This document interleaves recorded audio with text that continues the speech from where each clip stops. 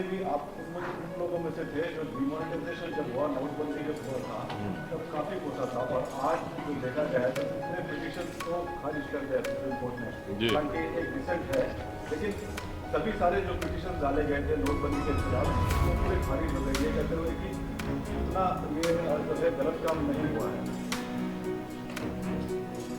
मेरा मानना यह है कि सुप्रीम कोर्ट का फैसला आया जिसमें अभी डिसेंट जजमेंट भी है। अब ये मेरे को बात समझ में नहीं आ रही कि अगर ये कोई बोलेगा कि भाई ये रेलिवेंट, इट इज़ नॉट, ये रेलिवेंट नहीं है कि ऑब्जेक्टिव अचीव हुआ या नहीं हुआ, ये तो बड़ा एब्सर्ड है। ये तो ताजुब की बात है। ऑब्जेक्टिव अचीव हुआ नहीं हुआ उससे हमारा मतलब नहीं, क्या मतलब? अगर आप कोई काम कर रहे हैं, सरकार ने, प्रधानमंत्री ने, वजीर आज़म ने देश के सामने पुकार कर कहा कि ब्लैक मनी ख़त्म हो जाएगा, टेररिज्म ख़त्म हो जाएगा, और टेररिज्म को काउंटर करने के लिए आप ये बताइए कि ये कोई एक विम्सिकल बात है कि ऐसा डिमोनेटाइजेशन करने से टेररिज्म ख़त्म हो जाएगा? तो रिजल्ट क्या है फिर? अब आप सुनिए हमारी बात को, इसमें 6-7 पॉइंट है। पहली बात तो ये है कि ब्लैक मनी डिस्ट्रॉय करने का ये पर्पस, टेररिज्म काउंटर करने का जो मकसद था, ये सब विम्सिकल था, ये सब था ही नहीं है।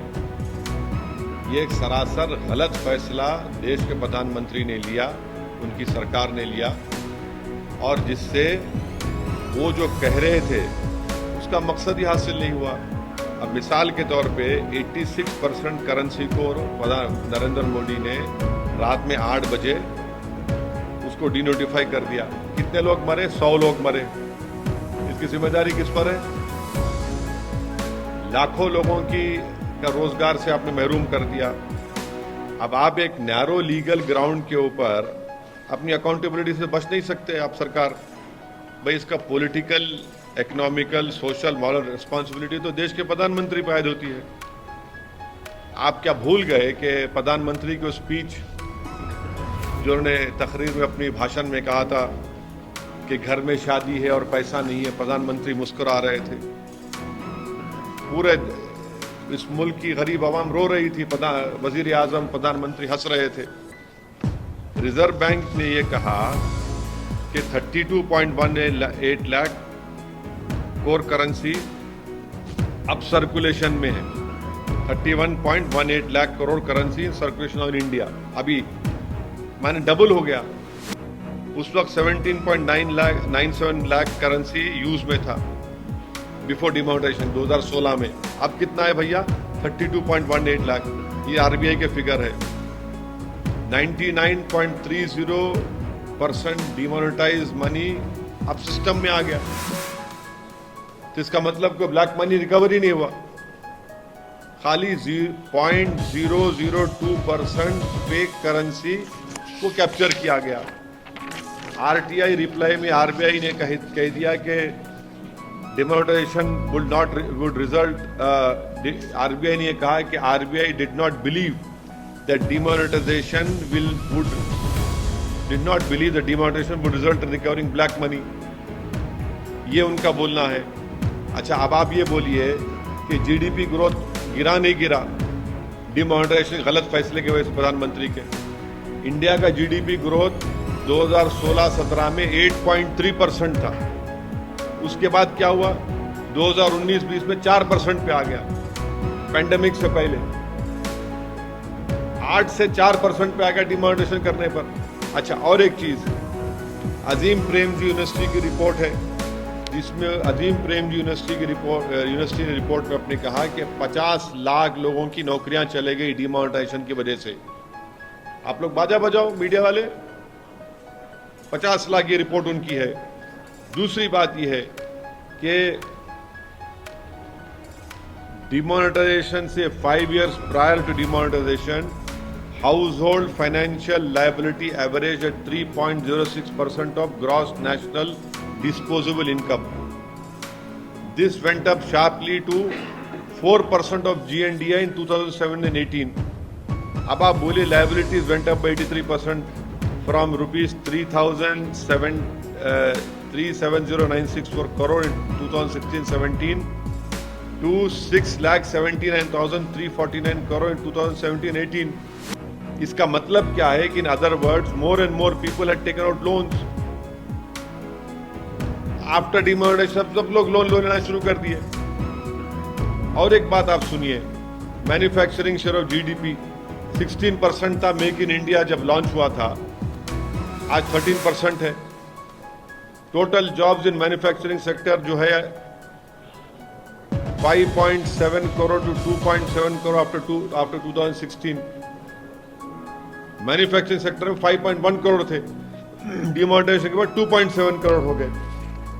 और एक बात आप लोगों को समझाने के लिए, आज भारत में 5 करोड़ भारत के लोग नौकरियों में हैं, जिसको लेबर फोर्स पार्टिसिपेशन 60% यूएस में है, 70% चाइना में है और 40% भारत में है. अब आप बाजा बजाओ विश्व गुरु बोलो. 5 crore fewer Indians are working today than were before Modi became Prime Minister. Labour force participation 60% US में है, 70% चाइना में है और भारत में खाली 40% है. लोएस्ट इन साउथ एशिया है. भारत के प्रधानमंत्री वो इंडिया की वर्क फोर्स को श्रिंक कर दिए. ये लेवल ऑफ इनकॉम्पिटेंस है.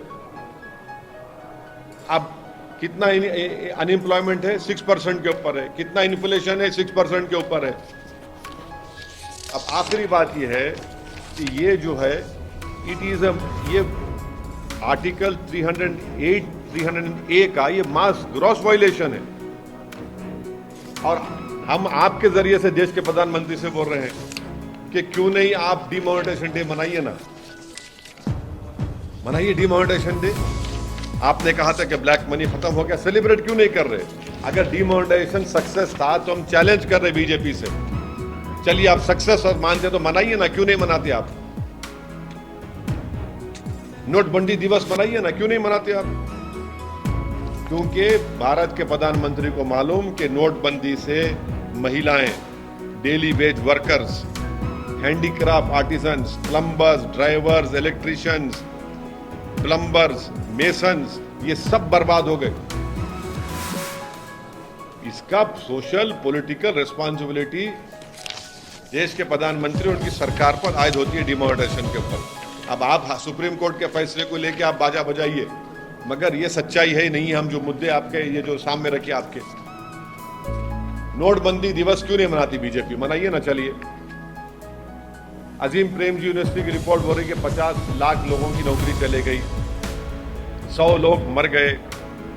आज कितनी करेंसी सर्कुलेशन में है? 32.18 लाख करोड़ करेंसी सर्कुलेशन में है, जब 17.97 लाख करोड़ थी.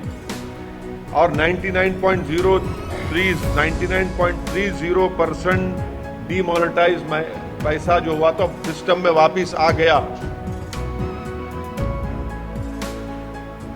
अब ये क्या है बताओ आप? चलिए नेक्स्ट सवाल आप.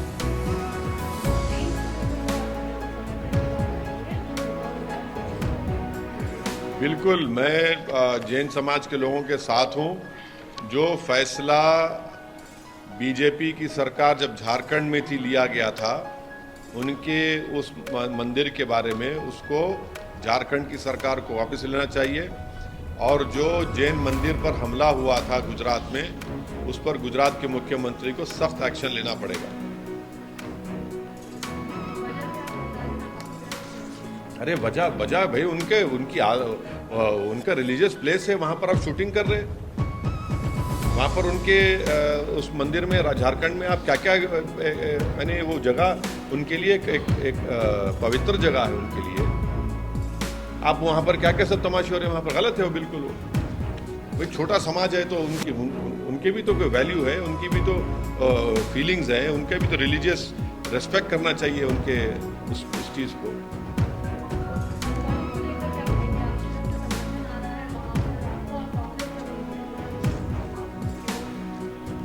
एक बात सुनिए, जब दिल्ली में इलीगल कॉलोनीज को मोदी सरकार रेगुलाइज करती है दिल्ली में चुनाव से पहले करती है। यहां पर 2016 में वही स्टेट गवर्नमेंट ने ये कहा कि ये स्टेट की प्रॉपर्टी है।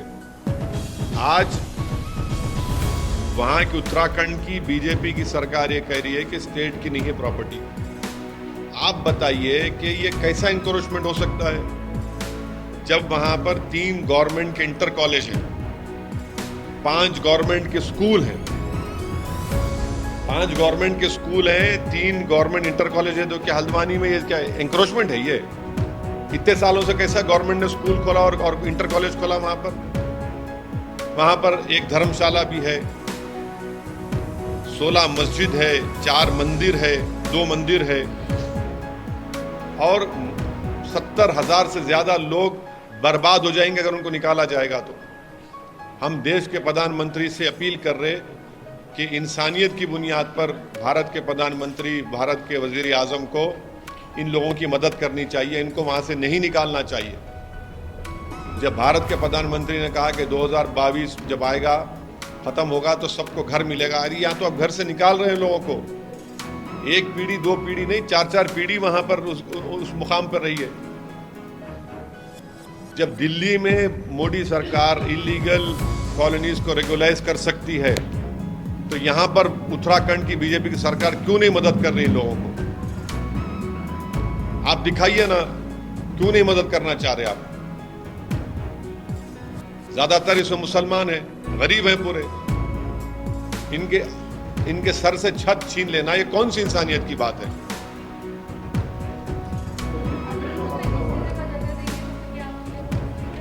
क्या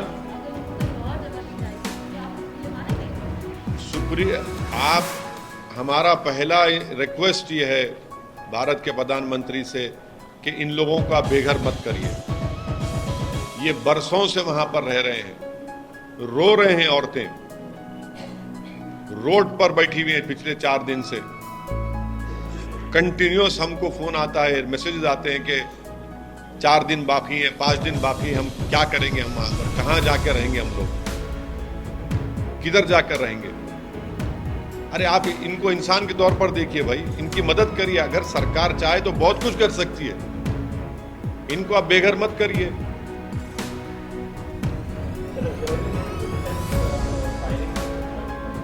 हाँ, अब आप सुनिए, डिमोनेटाइजेशन जब हुआ था, क्या कहा था बीजेपी ने? क्या कहा था? पत्थरबाजी खत्म हो गई, टेररिज्म खत्म हो गया। आप बताइए, ये मोदी सरकार की नाकामी है। राजौरी में, जम्मू में ये टेररिज्म फैल रहा है। जम्मू में अब ये कैसा है भैया कि टेररिस्ट कैसा आके मार के जाते हैं? ये मोदी सरकार की नाकामी है। डिमोनेटाइजेशन में तो बड़े दावे किए थे आपने, और आज राजौरी में जिन लोगों को मारा गया हम उसका कंडेम करते हैं, और ये बीजेपी सरकार की सरासर नाकामी है, फेलियर है उनका। ये कश्मीरी पंडित मर रहे हैं, अब तो जम्मू में आ गया, जम्मू में आ गया ये। अब आप बताइए इसकी जिम्मेदारी किस पे डालेंगे आप? पॉलिटिकल फेलियर है मोदी सरकार का।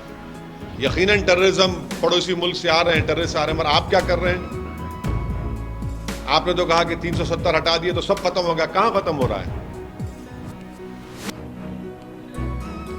सबको मालूम कि टेररिस्ट फर्स्ट जनवरी हो, 15 अगस्त हो, 26 जनवरी हो, ये इन इंपॉर्टेंट डेट्स के ऊपर बराबर कुछ ना कुछ करते, तो आपको तो चौकन्ना रहना चाहिए था, और आप नहीं है, चौकन्ना नहीं है। आपकी नाकामी, आपका फेलियर है। भारत के लोगों की मौत हो रही है वहां पर।